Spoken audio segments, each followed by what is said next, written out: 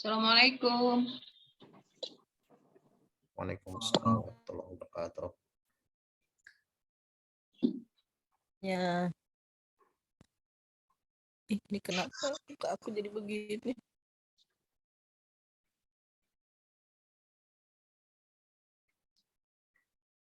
Sudah ada berapa yang kumpul Bapak dan Ibu? Baru 6 Pak, baru 6 orang. 6 ya. Oke. Kita tunggu beberapa menit lagi deh, sampai minimal separuhnya.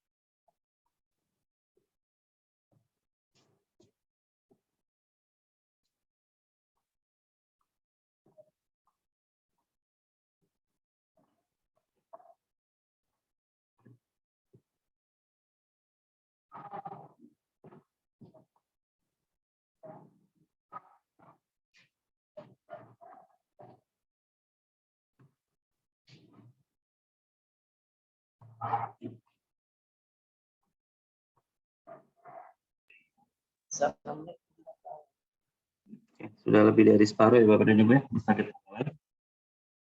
Oke, bismillahirrahmanirrahim. Assalamualaikum warahmatullahi wabarakatuh. Waalaikumsalam warahmatullahi wabarakatuh.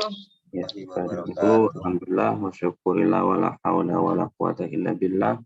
Asyhadu an la ilaha illallah wa asyhadu anna Muhammadan abduhu wa rasuluhu nabiyya ba'da ma ba'du. Bapak dan Ibu, syukur alhamdulillah setelah 2 hari kita libur ya, off sementara dari tugas-tugas PPG.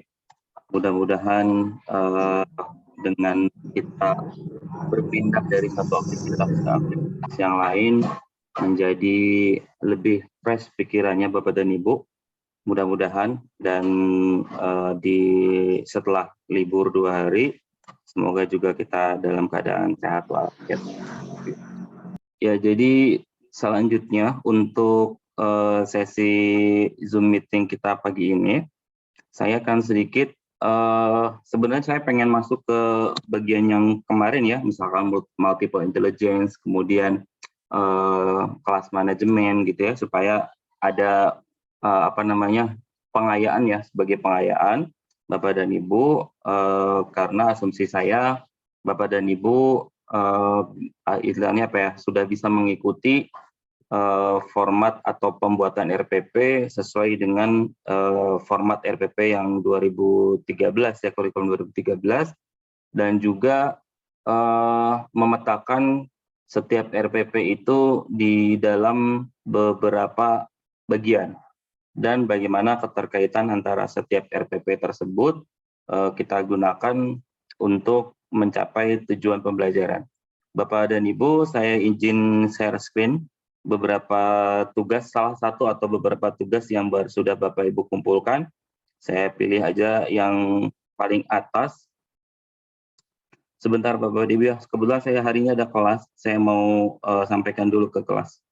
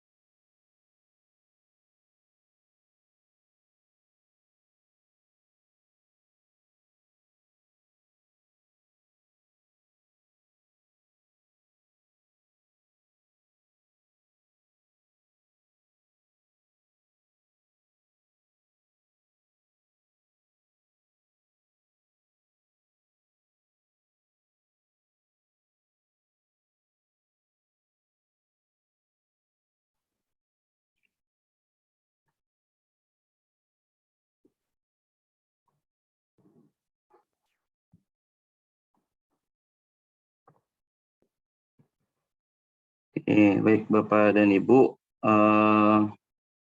di sini saya menampilkan salah satu RPP. Ini saya nggak tahu, lupa punya siapa yang sudah dikumpulkan. Kita melihat dulu Bapak dan Ibu pemetaan KI dan KD-nya. Kalau ini kan KI 1, saya hanya fokus di KI 3 ya, di KI 3 dan KI 4. Di sini untuk KI-nya, untuk KD-nya adalah menganalisis ya. Kalau kita perhatikan, kalau KD-nya menganalisis berarti ini harusnya sampai ke C4 ya. Ya harusnya sampai ke C4. Kemudian di sini untuk menjelaskan perkembangan Islam di Indonesia, ini sampai di sini ada menganalisis ya. Ada menganalisis juga sama, mengidentifikasi, kemudian juga menganalisis. Ini untuk yang KI 3-nya, saya hanya fokus di sini aja dulu sementara Bapak dan Ibu. Kemudian kita lihat di tujuan pembelajarannya. Nah, ini di tujuan pembelajaran, kalau kita ingat-ingat lagi Bapak dan Ibu, di kurikulum 2013, kita merumuskan tujuan pembelajaran menggunakan format yang kita kenal dengan nama ABCD, Bapak dan Ibu ya. Mungkin sudah pernah atau tidak asing dengan istilah ABCD. Jadi ada A, saya kasih warna supaya beda, warnanya warna biru aja deh. Oke, ada A, kemudian B, C, dan D ya. Jadi A ini akronim semuanya Bapak dan Ibu, A, B, C, dan D. Untuk A itu singkatan dari audience. Audience ini berarti adalah subjeknya.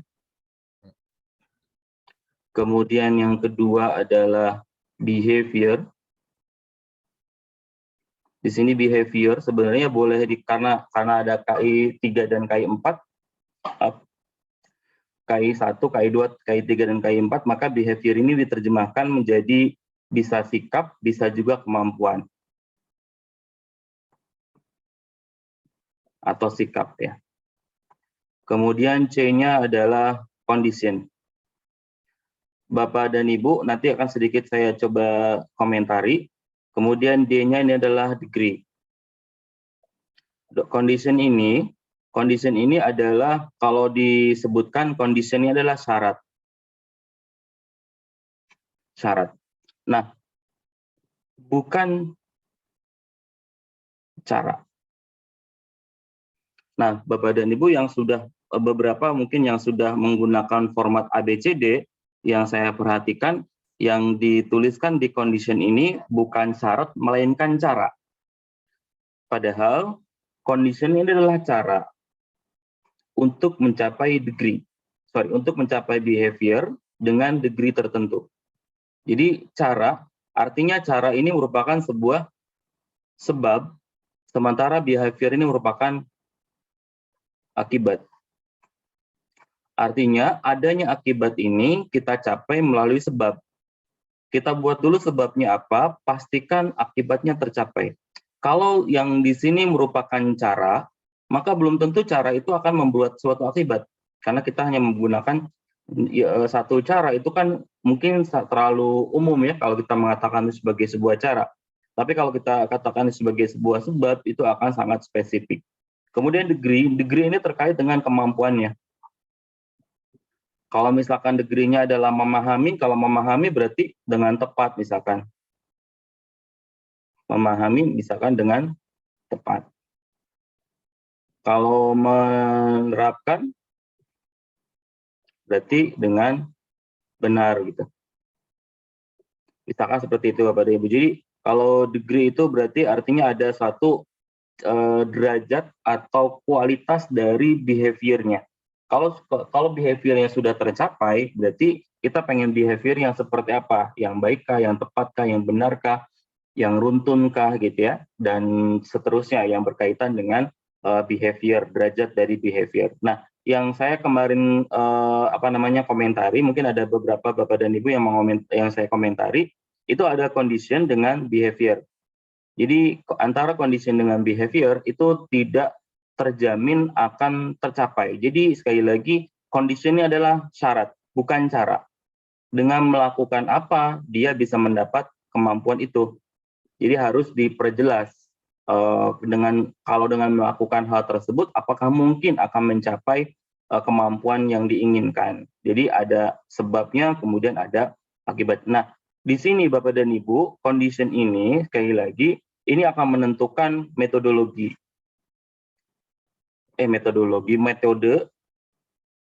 atau model pembelajaran yang Bapak Ibu gunakan.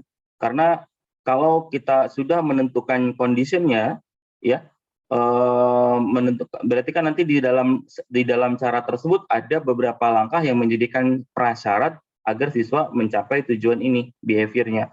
Artinya dengan Bapak dan Ibu sudah menentukan conditionnya, maka nanti akan dimunculkan di dalam cara. Baru di sini nih baru caranya. Kalau di sini condition adalah syaratnya, kemudian kalau di metode ini caranya. Nah, sementara untuk yang di sini dari sisi format ini kan belum terlihat ABCD-nya ya. Ini ABCD-nya belum ada. Ya, ini yang untuk yang pertama. Ini jadi si ABCD-nya belum kelihatan. Kemudian Bapak dan Ibu di sini sebagai contoh di sini ada model namanya pembelajarannya adalah discovery learning atau pembelajaran berbasis penemuan. Ini di kelas berapa ini? Di kelas 12 ya, di kelas 12. Kalau di kelas 12 mungkin bisa kita menggunakan discovery learning ya, model pembelajaran penemuan.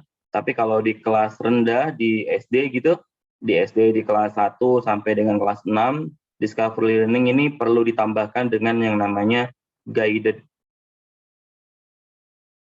Jadi instruksi guru akan sangat dominan, instruksinya bukan penjelasannya. Guided discovery di learning gitu, jadi lebih banyak.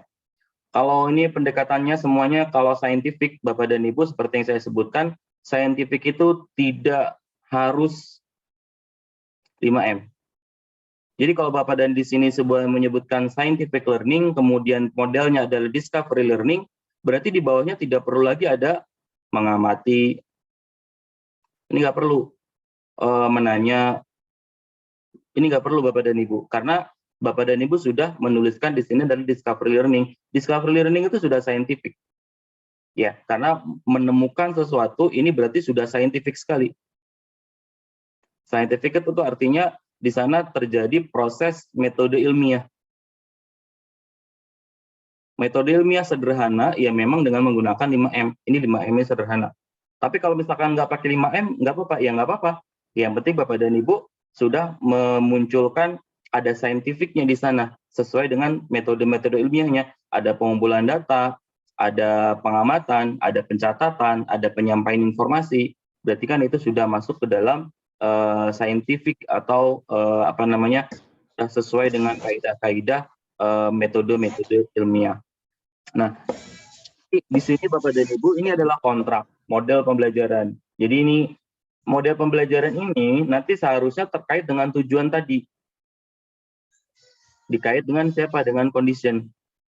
Apakah syarat ini muncul di dalam metode pembelajaran enggak atau model pembelajaran enggak? Kalau nggak muncul, berarti ini ada masalah dengan model yang dipilih. Ya, jadi pemilihan ini juga nggak mungkin tidak sebebas yang kita kira ya, karena ternyata ini harus disesuaikan dengan tujuan. Karena kita percaya bahwa setiap cara itu spesifik untuk mencapai tujuan tertentu. Artinya bisa juga tidak semua tujuan atau tidak semua tujuan bisa dicapai dengan menggunakan satu cara aja. Bisa kadang cara ini hanya cocok untuk tujuan ini atau tujuan tertentu, itu hanya bisa dilakukan dengan cara tertentu misalkan. Jadi nggak bisa, sebagai contoh, akan siswa mampu menyampaikan pendapat di depan kelas atau siswa mampu menyampaikan pendapat secara runtun misalkan. Nah, maka itu nggak mungkin kita pakai metode misalkan pembelajarannya adalah talking stick misalkan. Nah, pasti itu harus menggunakan metode atau misalkan pakai unjuk kinerja seperti presentasi gitu misalkan, atau yang lain kooperatif learning yang lain misalkan. Nah, Bapak dan Ibu, selanjutnya di sini ada kegiatan pembelajarannya. Nah, di sini karena dia menggunakan model discovery learning, kebetulan di sini Bapak dan Ibu ini sudah sesuai untuk sintaknya di sininya, untuk sintaknya ya. Nah, tetapi ternyata di bawah ini masih menggunakan 5M gitu. Ada mengamati, kemudian ada apa lagi, menanya gitu misalkan. Ya, walaupun Bapak dan Ibu seperti yang disampaikan di video ya, ini sebenarnya menanya ini sebenarnya dilakukan oleh siswa ini belum selesai ini, misalnya apa belum selesai. Nah, ini kemudian mengumpulkan informasi, terus mengomunikasikan, mengasosiasikan. Jadi ini masih berupa pembelajaran dengan model 5M. Nah, sementara di atasnya di sini Bapak dan Ibu ini menggunakan modelnya adalah discovery learning. Jadi antara apa yang dituliskan di sini itu belum disesuaikan dengan apa yang disampaikan di dalam langkah-langkah kegiatan pembelajaran. Ada beberapa yang memang sudah saya perhatikan itu sudah menitik beratkan pada langkah-langkah kegiatan pembelajaran dan tidak lagi melulu dengan menggunakan 5M Bapak dan Ibu. Jadi sekali lagi 5M itu hanya salah satu metode pembelajaran yang menggunakan pendekatan saintifik. Artinya kalau Bapak dan Ibu menggunakan yang lain boleh nggak? Ya boleh gitu. Yang penting di sana memunculkan aktivitas metode ilmiah gitu ya, aktivitas metode ilmiah, maka itu sudah kita sebut sebagai saintifik. Nah, kemudian di sini oke, ini mencari informasinya, ini menggunakan, belum dijelaskan juga menggunakan apa. Sebagai contoh mengumpulkan informasi, ya akan lebih baik kalau misalkan diberikan kesempatan untuk laboratorium komputer ya, berarti ini ya. Kalau bisa ini mengumpulkan informasinya ada di sini Bu, pakai laboratorium komputer aja. Kalau buku teksnya ini pakai buku aja. Jadi kalau untuk penulisan informasi menggunakan laboratorium komputer di perpustakaan misalnya itu diperbolehkan. Karena ini masuk ke dalam namanya TIPEC kita sebutnya. Masuknya ke dalam TIPEC. Jadi ini berarti guru menggunakan teknologi untuk melibatkan siswa dalam penggunaan teknologi untuk belajar. Kata kuncinya itu melibatkan siswa dalam penggunaan teknologi untuk belajar. Jadi bukan gurunya yang pakai video, bukan gurunya yang pakai PowerPoint gitu, itu bukan TIPEC ya, itu adalah teaching aids aja, satu alat yang digunakan oleh Bapak dan Ibu untuk mengajar. Sementara siswanya hanya melihat, hanya memperhatikan, hanya mendengar, berarti agak sulit kita katakan sebagai TIPEC. Jadi yang kita sebut TIPEC itu adalah ada teknologi, ada alat ya. Sebenarnya teknologi kan nggak harus komputer, komputer adalah teknologi di bidang informasi dan komunikasi. Kalau teknologinya aja banyak ya, segala sesuatu yang digunakan oleh manusia untuk mempermudah pekerjaannya, itu kita sebut sebagai teknologi. Nah, segala satu teknologi adalah teknologi komunikasi dan informasi. Di sana ada komputer dan internet, itu salah satu contohnya. Nah, nanti Bapak dan Ibu, yang dimaksud dengan TIPEC di sini adalah kita memanfaatkan teknologi untuk siswa belajar, bukan untuk guru mengajar. Jadi walaupun Bapak dan Ibu menggunakan PowerPoint, tapi kalau digunakan hanya untuk menampilkan materi gitu atau mempermudah instruksi, maka PowerPoint itu bukan sebagai bagian dari TIPEC gitu ya, bukan teknologinya. Kemudian Bapak dan Ibu selanjutnya ini contoh yang pertama ya, yang tadi diambil di LMS. Kemudian saya coba lihat untuk contoh yang keduanya, ini saya tadi yang berapa ya?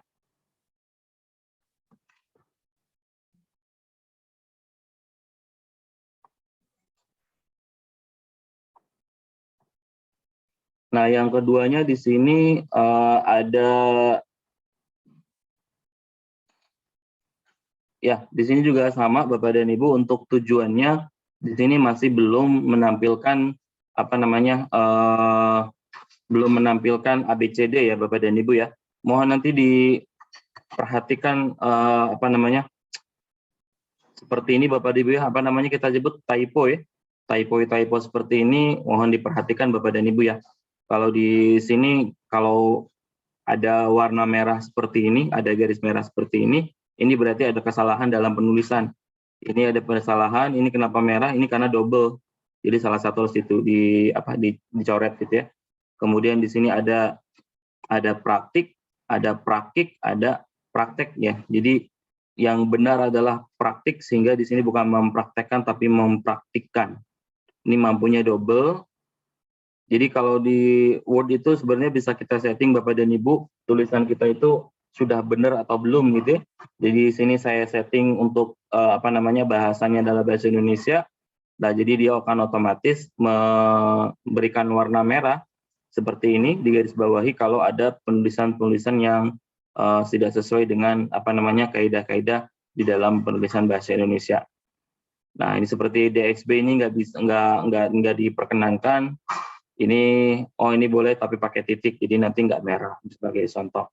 Atau ini kalau tadi siusa, ini harus yang benar adalah siswa, jadi nanti benar seperti ini. Jadi ini antara ini salah, yang betul adalah kita pakai spasi antara. Nah, itu beberapa yang ininya. Nah, kemudian di sini ada modelnya adalah discovery learning Bapak dan Ibu. Kemudian metodenya ceramah itu nggak usah dimasukkan karena itu bukan bagian dari metode pembelajaran, dia adalah sesuatu yang tidak mau dilakukan. Diskusi juga sama, itu pasti dilakukan, sehingga tidak perlu kita menuliskan secara spesifik metodenya apa. Sementara discovery learning sebenarnya sudah masuk ke dalam metode. Kalau modelnya dia adalah model cooperative learning. Atau discovery ini di kooperatif masuknya betul. Metodenya discovery learning, modelnya cooperative learning.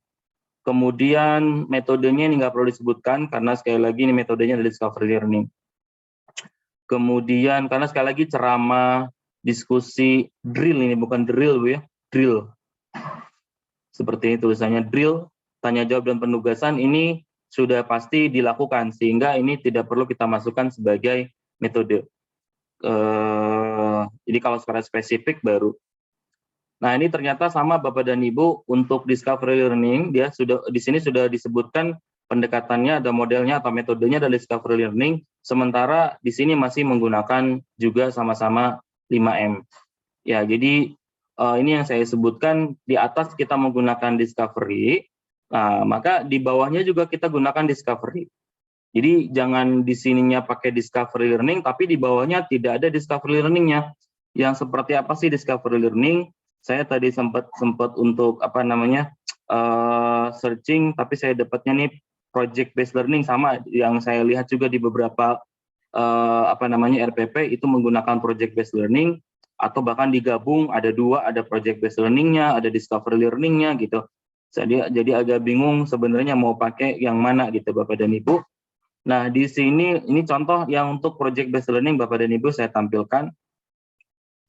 Untuk project based learning ini sebenarnya bisa Bapak Ibu searching di internet, banyak banget yang bisa dicari ini. Ini saya juga dapat dari internet. Sebagai contoh ini adalah project based learning. Jadi ini adalah langkah-langkah yang kita sebut dengan kemarin saya sebutnya ini dengan namanya adalah langkah-langkah ini kita sebut dengan sintaks. Jadi sintaks atau langkah ini setiap model, setiap metode itu akan berbeda-beda. Nah, di sini ada project based learning sebagai contohnya PJBL, project based learning. Jadi Bapak dan Ibu yang menggunakan PJBL, ya, mohon maaf, ini sebaiknya mengikuti model langkah-langkah seperti ini. Pertama adalah membuka pelajaran dengan satu pertanyaan. Jadi pertama kita berikan dulu sebuah pertanyaan, ada question-nya dulu yang menantang pertanyaannya. Setelah dapat pertanyaan, kemudian kita rencanakan pertanyaan tersebut untuk dipecahkan, dicarikan jawabannya dengan menggunakan dengan terlebih dahulu merencanakan proyeknya. Nah, Bapak dan Ibu, ini aktivitas ini Bapak Ibu bisa lakukan di kelas dan ini disesuaikan dengan langkah-langkah kegiatan pembelajaran Bapak dan Ibu. Seperti yang saya sebutkan, walaupun tidak menyebutkan 5M, ini sebenarnya sudah ada aktivitas 5M-nya Bapak dan Ibu. Dan ini sudah sangat saintifik gitu ya. Sebagai contoh ini mengajukan pertanyaan, ini bisa juga pertanyaan dari siswa gitu ya. Kalau misalkan mau dikaitkan dengan 5M, mau kita pakai scientific.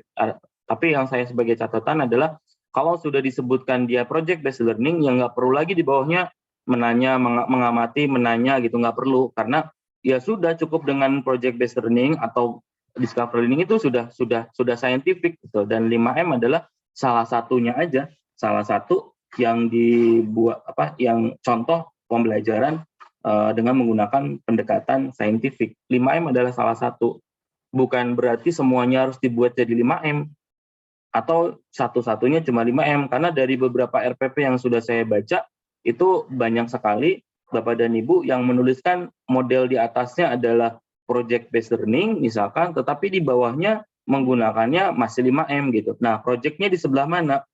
Kemudian di bagian penilaiannya, kenapa penilaiannya bentuknya adalah kenapa bentuknya adalah kognitif, padahal dia harusnya berupa kalau project ya penilaian non-tes, penilaian project gitu. Kemudian di sana kalau misalkan mau menilai sikap, mau menilai penilaian sejawat, mau menilai bentuknya portofolio, dipersilakan Bapak dan Ibu, karena kita menggunakan project gitu ya. Jadi kalau project ini udah otomatis nggak mungkin dalam satu kali pertemuan Bapak dan Ibu. Misalkan satu pertemuan baru menyusun jadwal aja, baru menyampaikan ini. Ya, merencanakan proyek sampai menyusun jadwal. Misalkan ini satu kali pertemuan, karena nggak mungkin Bapak dan Ibu satu project based learning itu dalam satu kali pertemuan 2 jam itu sangat tidak dimungkinkan. Gitu ya. Jadi bagi Bapak dan Ibu yang menggunakan project based learning, ya mohon diperhatikan bagaimana project based learning ini dilakukan. Mohon maaf Bapak dan Ibu sebentar, saya tadi sempat disebutkan saya lagi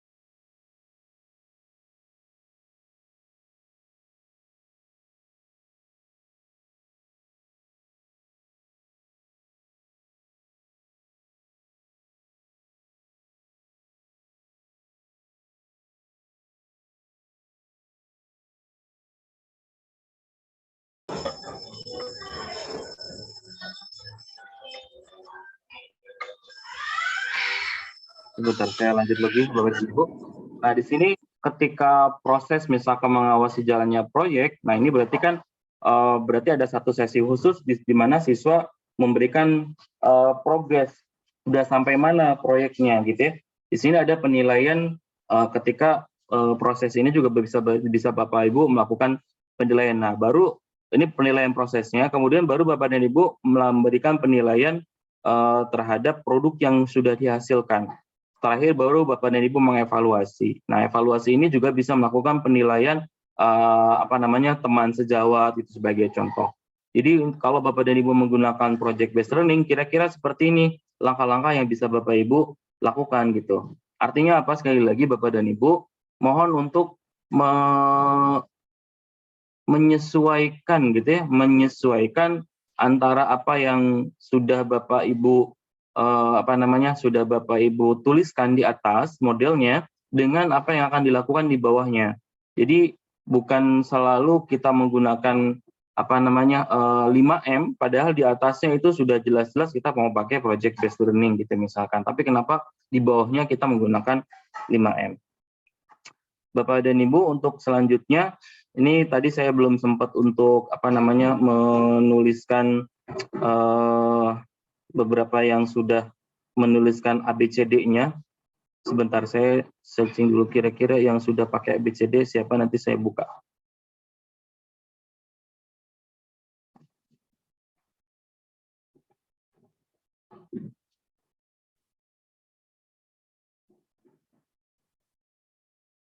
Oke, ini ada satu, saya coba download dulu. Kemudian saya convert dulu ke Word karena di PDF nggak bisa nyoret-nyoret. Saya pakai Word dulu.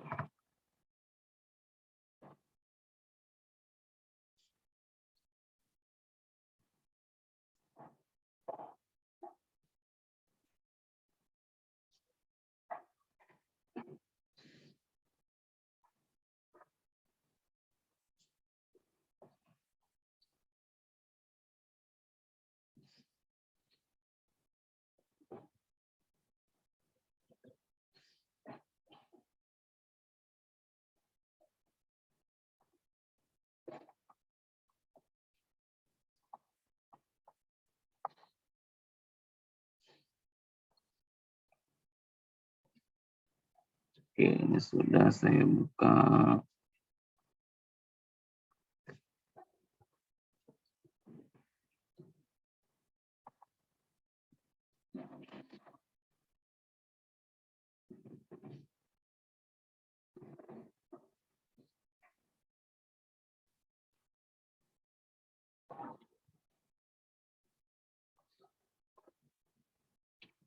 Nah, ini Bapak dan Ibu, ada yang sudah menuliskan dalam format ABCD. Nah, seperti ini di tujuan pembelajarannya. Nah, jadi Bapak dan Ibu, seperti yang tadi saya sebutkan, kita coba lihat komponen-komponen ABCD-nya. Misalkan ini pertemuan 1 dan 2 ya, walaupun sebenarnya saya sudah catat di bawahnya, komentarnya adalah mohon ini dibuatkan dalam 3 RPP. Jadi jangan dibuat dalam 1 RPP seperti ini. Jadi RPP 1 berarti tujuannya ini aja. Dan kalau misalkan banyak seperti ini, sebaiknya tujuannya dipisah. Tujuannya dipisah. Kalau seperti ini berarti tidak terurai bagaimana tujuan pembelajaran tersebut dicapai. Kemudian di sini ini kan langsung menganalisis ya, sementara tujuan itu kan harusnya berjenjang Bapak dan Ibu ya. Apa dulu yang disampaikan, baru terakhir adalah menganalisis. Jadi menganalisis itu kan C4. Kalau mau ke C4 kan harus ada C3-nya dulu, ada C2-nya dulu, ada C1-nya dulu misalkan. Atau misalkan kalau dimungkinkan ya boleh langsung ke C4 misalkan. Atau kalau itu misalkan sebelumnya sudah disampaikan dulu gitu. Sudah di pertemuan keberapanya. Padahal di sini Bapak dan Ibu, kalau misalkan sudah selesai di C4-nya, ini C4-nya menguraikan ya. C4-nya menguraikan makna pakaian sesuai dengan syariat ya. Di sini menganalisis makna berpakaian sesuai dengan syariat. Apakah menganalisis itu sama kategorinya dengan menguraikan? Gitu ya, untuk C3-nya. Kemudian, nah, yang tadi saya komentarin adalah seperti yang saya sebutkan, di sini ada melalui model.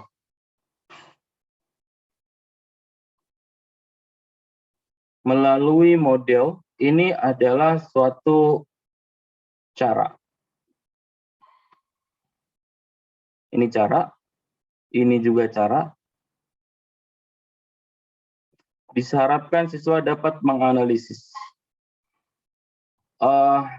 Ini adalah behavior-nya atau capaiannya atau kriterianya.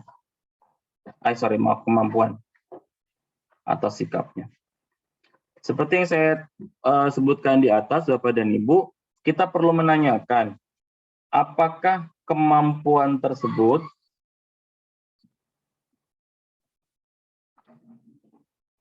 akan pasti tercapai dengan cara. Sementara yang tadi saya sebutkan, di sini yang disebut dengan condition, itu bukan cara. Condition adalah syarat. Artinya ada ketentuan setelah siswa mengapain. Sebagai contoh misalkan,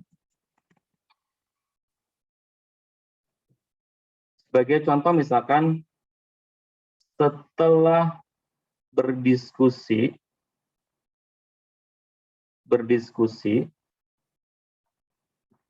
siswa dapat membedakan pakaian yang sesuai syariat dan tidak sesuai syariat dengan benar. Nah, kenapa saya memikirkan supaya siswa itu bisa membedakan dengan cara apa? Dengan cara syaratnya gimana? Ya, dia sudah diskusi dulu. Kalau di atas, ini kan cara melalui model. Padahal modelnya ini belum tentu diterapkan Bapak dan Ibu, karena hanya melalui model. Seolah-olah apapun yang terjadi, udah pasti bisa menganalisis gitu. Padahal sekali lagi ini adalah syarat, bukan cara. Sementara kalau di sini model, artinya kita bukan pakai cara. Kalau syarat itu pasti ada ketentuan masalah waktu, ada ketentuan masalah kualitas misalkan. Biasanya pakai waktu. Setelah berdiskusi itu syaratnya. Artinya siswa itu akan dapat membedakan setelah dia melakukan apa? Oh, setelah dia melakukan aktivitas berdiskusi. Setelah berdiskusi itulah yang kita sebut sebagai conditionnya. Bukan berdiskusinya, tapi setelah dia berdiskusinya. Bukan juga melalui diskusi. Kalau melalui diskusi berarti dia seolah-olah mengatakan bahwa apapun diskusi atau mau dilakukan atau tidak dilakukan, diskusi tersebut pasti akan dapat membedakan. Padahal kita pengen itu dilakukan setelah dia berdiskusi. Tapi kalau melalui diskusi, bisa jadi kan tidak diterapkan gitu, belum bisa jadi tidak diimplementasikan. Tapi kalau setelah berdiskusi, berarti diskusinya kan pasti sudah dilakukan. Jadi dia harus ngapain dulu? Itu namanya syarat. Dia harus ngapain dulu? Setelah gitu ya, dengan menyelesaikan tugas misalkan, dengan menyelesaikan tugas, ya berarti ada syaratnya dulu gitu kan? Siswa dapat memahami makna pakaian yang sesuai syar'i. Nah, jadi kalau bisa sekali, apalagi kalau misalkan kita pakai, sebenarnya kalau saya boleh kasih saran untuk tujuan ini, ya menganalisis pakaian syariat sesuai dengan syariat Islam, itu Bapak dan Ibu bisa menggunakan metode pembelajaran sebagai contoh, namanya adalah example non-example. Di dalam example non-example,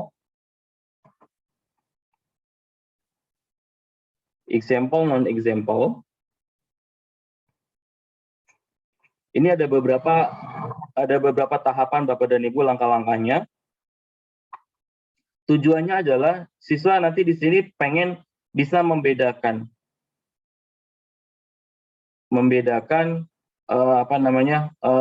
satu konsep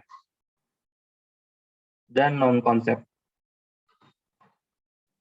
Dengan dia bisa membedakan konsep dan non konsep, ini kalau membedakan berarti dia kan ini analisis.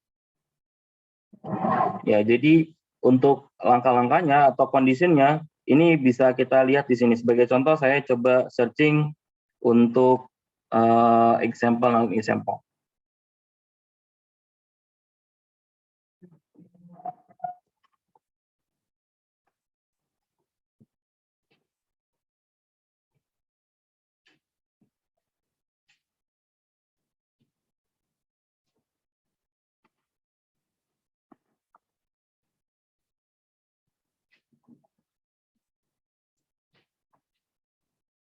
Saya paste ke tadi aja Bu ya, biar sekaligus kita nggak buka-buka dokumen yang banyak.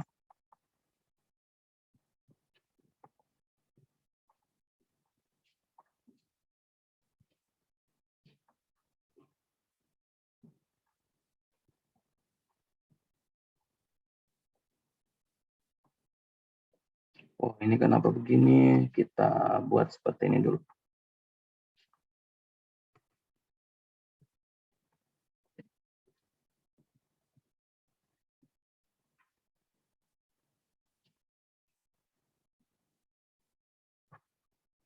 Ini kalau nggak salah tadi ada 7 sintaknya. Oke, ini ada 7 ya Bapak dan Ibu untuk sintak dari metode example dan non-example. Ini contohnya adalah langkah pertama, guru mempersiapkan gambar sesuai dengan tujuan pembelajaran. Tapi ini bukan metode gambar Bapak dan Ibu ya, ini adalah example dan non-example. Gambar yang digunakan tentunya merupakan gambar yang relevan dengan materi bagas. Sebagai contoh, ada gambar orang yang berpakaian dengan sesuai dengan syariat dan yang tidak sesuai dengan syariat. Nah, yang ditampilkan bukan konsepnya dulu, biarkan mereka menampilkan kegunaan, keunggulan, keuntungan gitu, misalkan ketika pakaiannya seperti ini, ketika pakaiannya seperti itu misalkan. Nah, baru setelah itu diminta mereka untuk menempelkan di papan atau melalui LCD ya, juga bisa interaktif. Guru minta bantuan untuk mempersiapkan gambar yang telah dibuat sekaligus bentuk kelompok siswa. Kemudian guru memberikan petunjuk, nah baru nih memberikan kesempatan pasti untuk memperhatikan menganalisis gambar. Biarkan siswa melihat dan menelaah gambar yang telah disajikan secara saksama, ini harusnya saksama, agar detail gambar dapat dipahami oleh siswa. Selain itu, guru juga memberikan deskripsi umum yang jelas mengenai gambar yang sedang diamati, baru diskusi kelompok. Nah, seperti yang saya sebutkan di atas, di sini Bapak dan Ibu, melalui diskusi. Setelah berdiskusi, nah siswa dapat membedakan. Jadi di situ cara ini sudah dilakukan dulu, baru kita bisa menggunakan example.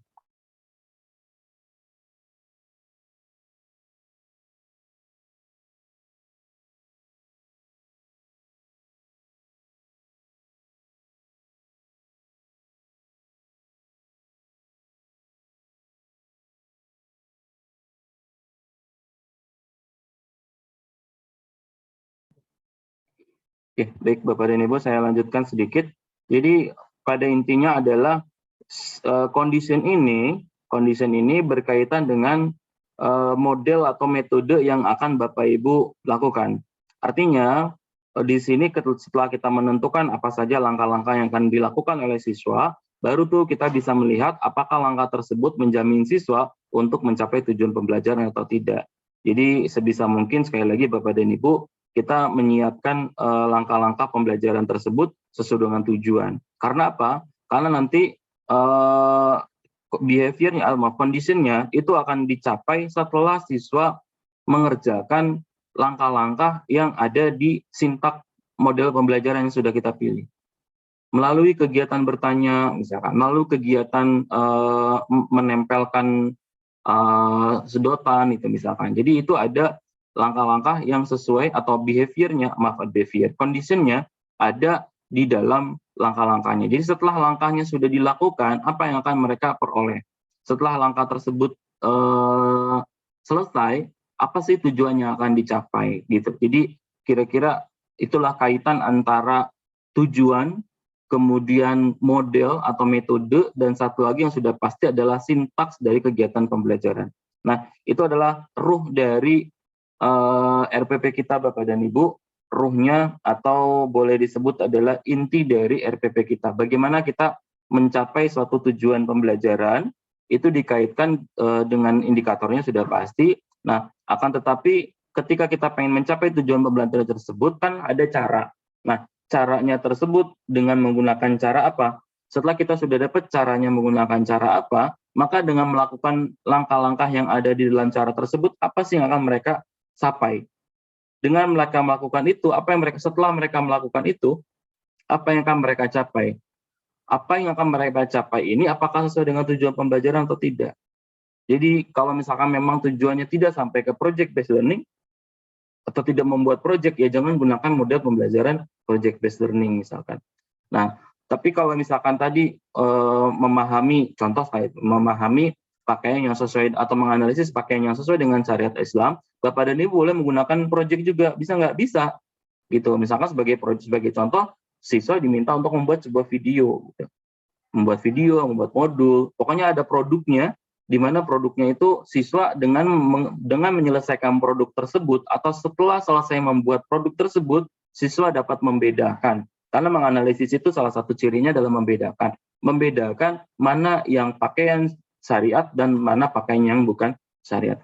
Tapi kalau misalkan siswa hanya dapat menjelaskan atau mempresentasikan mengenai pakaian yang sesuai dengan syariat, maka siswa belum bisa dikatakan siswa sudah bisa menganalisis.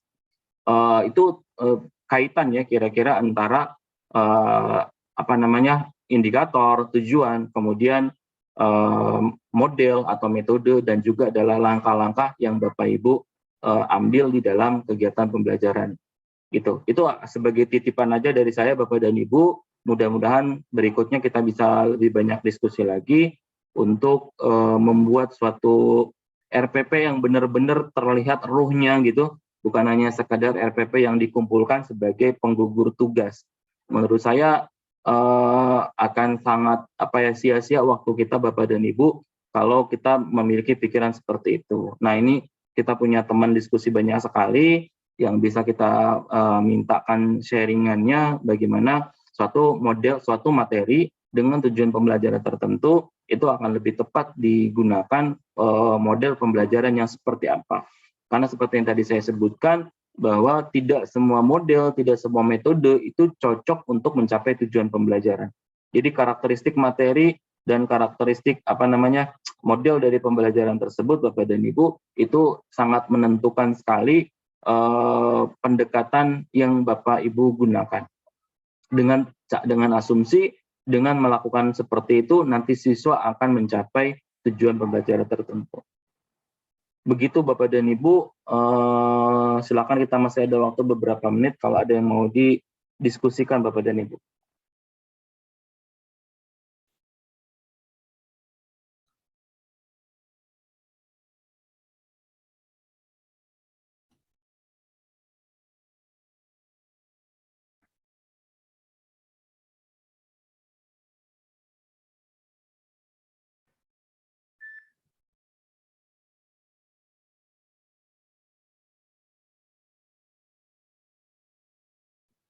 Silakan Pak Saifuddin Zuhri.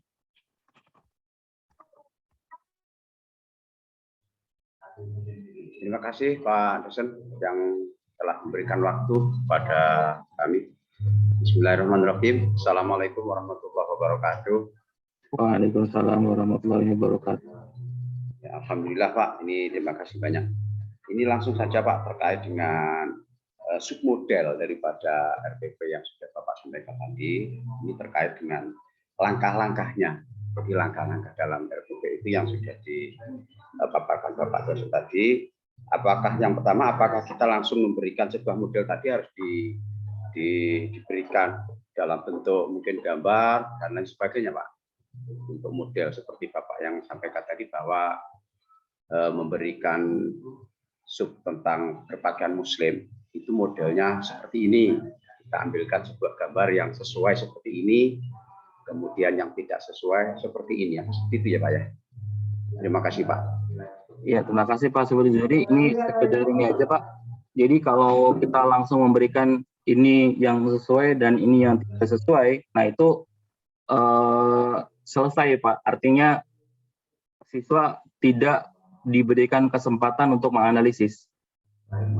Justru kita berikan aja gambar yang sebanyak-banyaknya.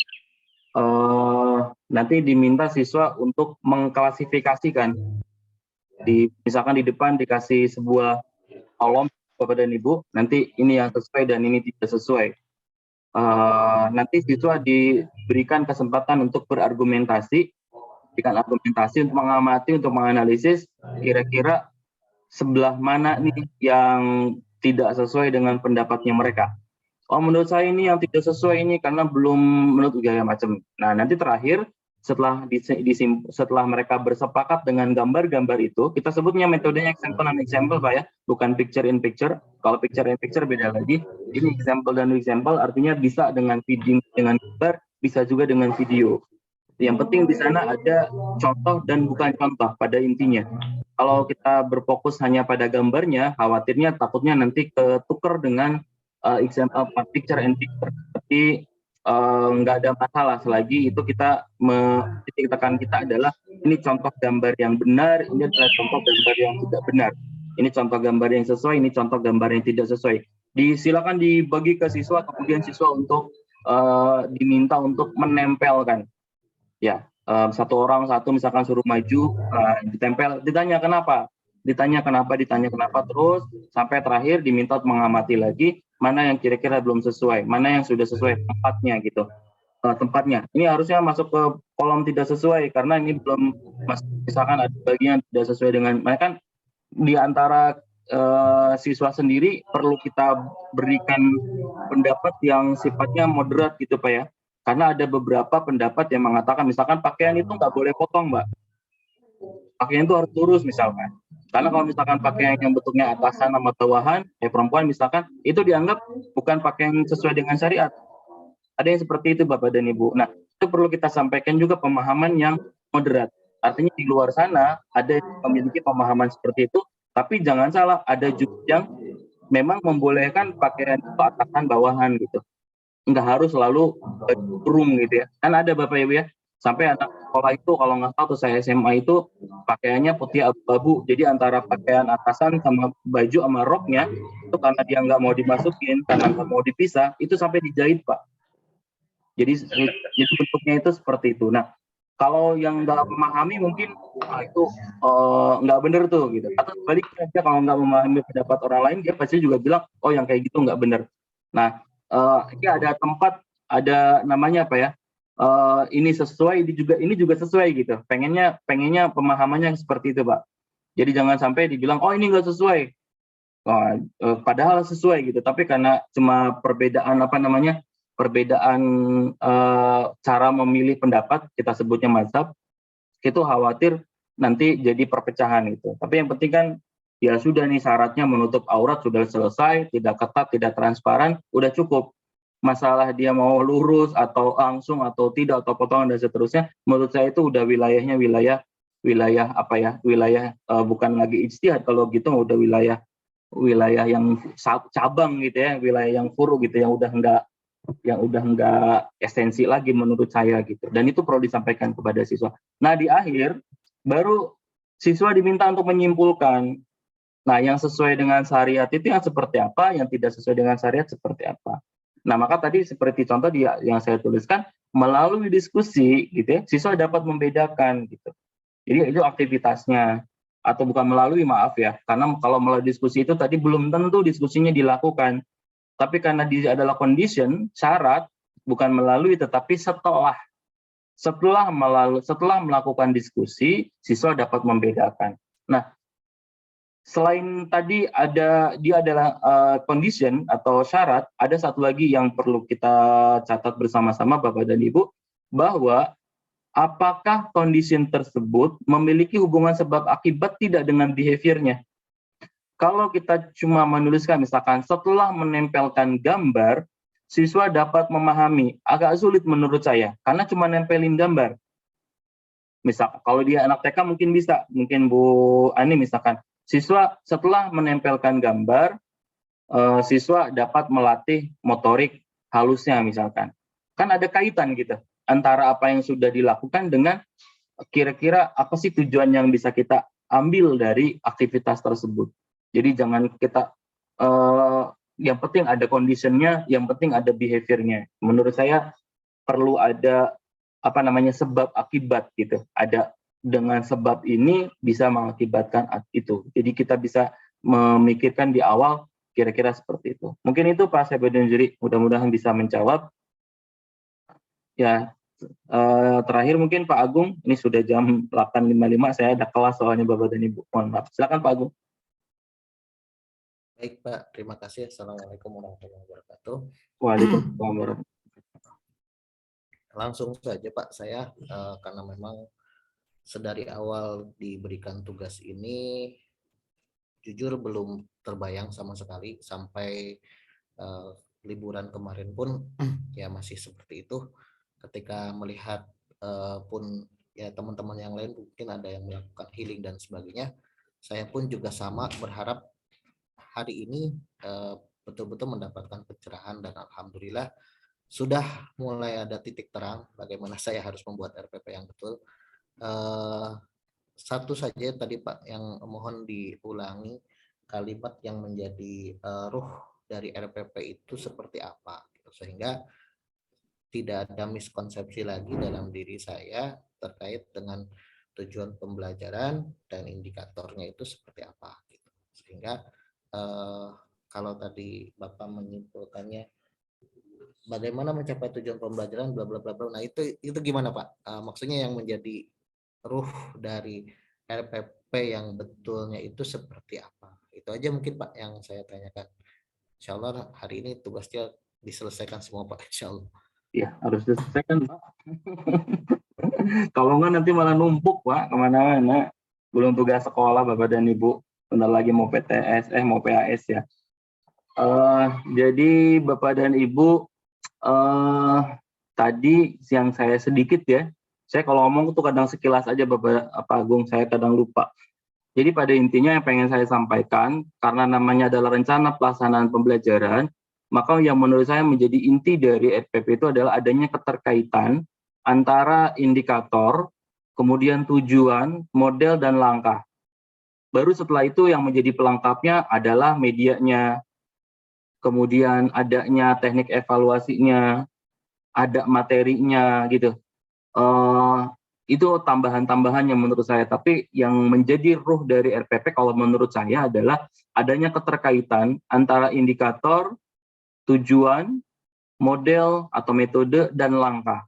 Dari situ baru kita bisa mendapatkan gambaran secara utuh apa yang mau kita evaluasi, kita membutuhkan lembar kerja seperti apa, kita membutuhkan materi ajar yang seperti apa, kalau saya mau pakai internet, apa yang akan dilakukan oleh siswa dengan internet gitu.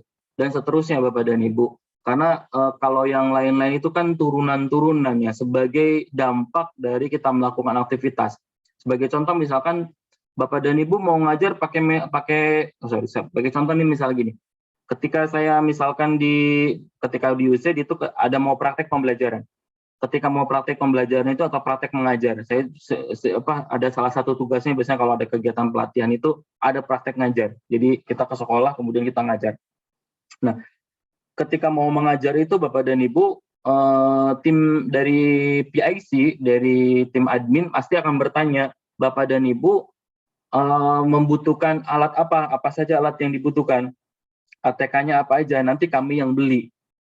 Nah, itu kita list apa saja yang kami butuhkan. Nah, kita nggak bisa menuliskan apa yang kita butuhkan kalau kita nggak punya rencana kita mau mengajar dengan cara apa. Maka biasanya sebelum kita membuat RPP, itu kita membuat skenario dulu. Skenario itu siswa akan melakukan A, B, C, dan D gitu. Dan seterusnya seperti itu. Baru nih dari situ kita akan punya bayangan, saya butuh ini, saya butuh ini, saya butuh ini. Baru di RPP kita buat jadi lebih detail, dibuat jadi lebih bagus lagi. Yang pasti skenario itu kan terkait dengan tujuan ya, dengan tujuan. Dan tujuan itu diturunkan dari indikator gitu. Jadi kita bisa menentukan apa alat bahan yang kita butuhkan setelah kita tahu kita mau ngapain. Jadi kita nggak bisa memutuskan saya mau pakai alat ini lagi, sementara kita nggak tahu di kelasnya mau ngapain. Selain di kelasnya mau ngapain, yang kita juga perlu yang perlu kita perhatikan juga adalah apa sih pengalaman belajar yang akan dirasakan oleh siswa. Pengalaman belajar. Dengan Bapak dan Ibu misalkan menggunakan project based learning, apa sih pengalaman yang mereka dapatkan dengan melakukan project based learning itu? Biasanya pengalaman belajar ini sangat dekat dengan pendekatan yang kita sebut dengan pendekatan kontekstual, contextual teaching and learning atau CTL. Nah, pembelajaran dengan menggunakan pendekatan contextual teaching and learning itu pasti yang pertama kali difikirkan adalah pengalaman belajarnya. Nah, pengalaman belajar itu pasti dekat dengan kehidupan. Oleh karena itu, kontekstual itu lebih banyak bermain di penggalian pengalaman belajar. Mungkin dibandingkan dengan model-model yang lain, contextual teaching and learning itu akan lebih banyak memberikan pengalaman belajar. Nah, tetapi saya juga pernah menggunakan model pembelajaran bukan kontekstual Bapak dan Ibu, karena kalau saya mengajar matematika di level yang SMA, itu akan berbeda dengan mengajar matematika di level SD atau SMP. Karena level mengajar matematika di SD itu masih dalam tahap operasional konkret. Kalau kita belajar teori Brunner misalkan, di teori Brunner atau di teori Piaget, di teori belajar Brunner dan teori belajar Piaget misalkan, itu disebutkan bahwa anak di level SD itu masih dalam tahap operasional konkret, sehingga kegiatan pembelajaran dan materi pembelajarannya pun masih lebih banyak konkret atau kita bisa konkretkan. Maka ada pendekatan pembelajaran yang disebut dengan RME ya. Kalau dalam matematik ada RME, Realistic Mathematics Education, pembelajaran matematika realita. Kemudian ke SMP agak mulai sedikit-sedikit ada abstraknya. Tapi kalau sudah ke SMA itu lebih abstrak. Nah, ketika dia mulai abstrak, maka kontekstualisasinya itu akan rumit. Kalau misalnya sebenarnya misalkan di pelajaran PAI mengajarkan misalkan iman kepada hari akhir. Itu adalah hal yang abstrak, Bapak dan Ibu. Bagaimana meyakinkan siswa bahwa hari akhir itu pasti terjadi? Karena kalau misalkan mereka nonton film, terutama di beberapa film, misalkan saya nonton film Korea gitu, di film Korea itu banyak banget istilah reinkarnasi. Jadi mereka setelah mati itu, mereka diminta memilih untuk bereinkarnasi menjadi manusia, atau bereinkarnasi menjadi hewan, atau bereinkarnasi menjadi hantu gitu. Artinya menurut konsep hidup mereka itu tidak ada yang namanya hari akhir. Karena manusia itu pasti akan hidup lahir kembali menjadi bentuk yang lainnya gitu. Nah, itu kan tidak bisa kita bayangkan gitu, sangat abstrak gitu. Menurut siswa itu hal tersebut sangat abstrak. Nah, ketika abstrak itu agak sulit kita melakukan kontekstualisasi. Nah, biasanya yang pernah saya lakukan ketika ketemu dengan materi yang abstrak, kemudian kita membutuhkan kontekstualisasi, maka yang saya sampaikan kepada siswa bukan kontekstualisasi mengenai konsepnya, tapi kontekstualisasi mengenai prosedurnya. Itu memang agak lumayan mikir lumayan keras juga. Mungkin apalagi di PAI mungkin jauh lebih keras lagi berpikirnya Bapak dan Ibu, karena sekali lagi kontekstualisasi untuk yang sifatnya abstrak itu akan sulit sekali kita lakukan karena membutuhkan pengalaman-pengalaman spiritual. Misalkan konteks tentang kalau misalkan kehidupan setelah mati misalkan, itu ada beberapa banyak cerita orang yang mati suri, walaupun kita belum bisa pastikan itu kebenarannya Bapak dan Ibu ya. Menceritakan bagaimana orang yang sudah merasakan mati itu dia bercerita setelah mati kemana dan seterusnya, walaupun kita nggak bisa memastikan bahwa itu terjadi. Bapak dan Ibu mungkin bisa searching di Google, di YouTube, itu ada video di salah satu episodenya Cake Andy, itu ada seorang perempuan yang bercerita tentang pengalaman dia mati suri gitu. Nah, tapi itu sekali lagi belum bisa kita pastikan. Tapi kalau misalkan bicara tentang iman kepada hari akhir, apakah bisa kita kontekstualisasikan seperti apa? Ya, mungkin Bapak dan Ibu dikontekstualisasikannya di sumber daya alam manusia, sumber daya alam yang tersedia di bumi dan di planet-planet yang lain, bagaimana ketersediaannya. Kalau semakin menipis kan sudah otomatis kehidupan manusia terancam, berarti ada suatu saat semua sumber daya itu habis. Apa yang terjadi kalau misalkan habis? Itu adalah salah satu cara kita mengkontekstualisasikan. Jadi itu mungkin Pak Agung ya, kalau tadi intinya sudah mungkin terjawab, tapi saya kemana-mana jadi berceritanya. Ya, mungkin itu Bapak dan Ibu, mohon maaf sudah menyita waktunya. Selamat beraktivitas kembali. Tadi pagi kalau nggak salah harusnya upacara, cuman saya orang yang paling malas kalau suruh upacara, jadi saya nggak upacara Bu. Saya di rumah aja, baru saya nanti mau berangkat ke kantor. Baik Bapak dan Ibu, terima kasih atas partisipasinya. Selamat beraktivitas kembali. Semoga semuanya dalam keadaan sehat walafiat dan diberikan kesehatan. Ini Pak Sadibe mohon izin karena sedang sakit Bapak dan Ibu. Kita doakan sama-sama semoga Pak Sadibe bisa segera berkumpul kembali bersama kita. Amin. Amin Pak. Kesehatan. Ya Bapak dan Ibu kalau ngerasa ada yang kurang ini istirahat dulu aja Bu. Ya jangan dipaksakan. Namanya kerjaan mah nggak akan pada Ibu nggak akan berhenti, nggak mungkin nganggur, saya nggak mungkin. Kalau diturutin istirahatlah itu. Ya baik Bapak dan Ibu, sekali lagi saya mohon maaf sudah menyita waktunya. Baik, kita akhiri untuk sesi kita sama-sama membaca lafaz alhamdulillah. Alhamdulillah. Alhamdulillahirrabbilalamin. Assalamualaikum warahmatullahi wabarakatuh. Waalaikumsalam warahmatullahi wabarakatuh. Saya end meeting dulu ya Pak ya, biar Terima kasih Pak dosen. sama-sama Bapak dan Ibu. Baik, terima kasih.